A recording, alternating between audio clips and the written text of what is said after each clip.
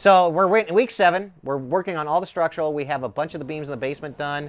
We're also doing all the stuff that is parallel to the stairwell, so we can actually close in the kitchen in the open area where the old stairwell was and open up the new stairwell.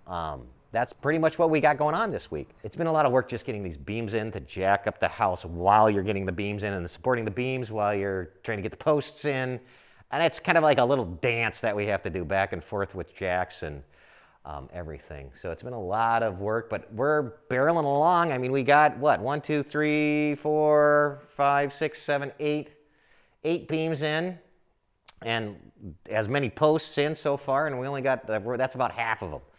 And then we also got our beams in for jacking. So we're gonna get to that here this week also. Today I'll probably put a little pressure on it and test it out.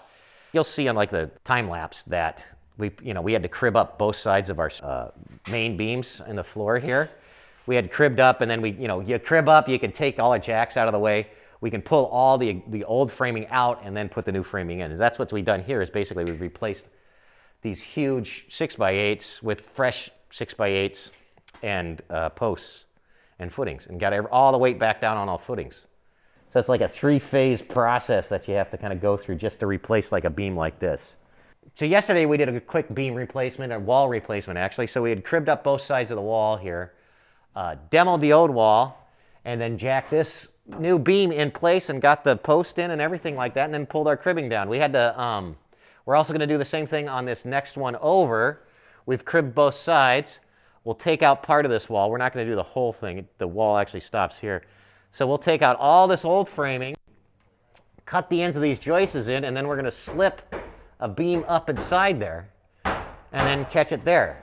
I don't know if you can feel it, but it has definitely, since we put these beams and stuff like that, it's stiffened the house up quite a bit, and which is nice because it's actually just because when you come in here you can kind of feel how bouncy a lot of stuff is, and we'll get a lot of that out when we put the sheeting in, and we've gotten a lot of it out just from the new structure and stuff like that.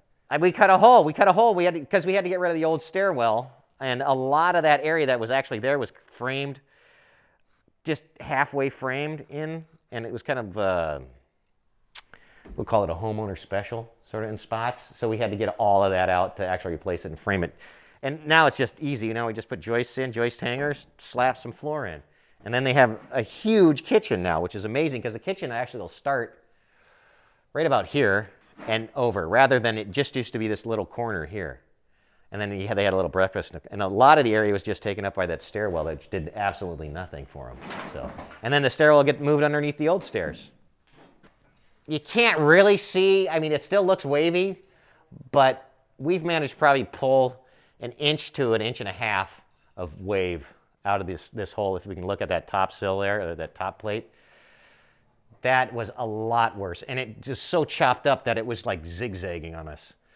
And then at some point they had fixed the house, so it may have settled while they were doing the lath and plaster, because you can actually see in the wall, the old lath and plaster is nice and straight and parallel, but the beam cuts into that. You can actually see how much, like a full inch, like across there, you can see it wavered. I'm thinking at some point that it actually settled while they were building it. It almost looks like that. Or there was massive amounts of repair done at some point.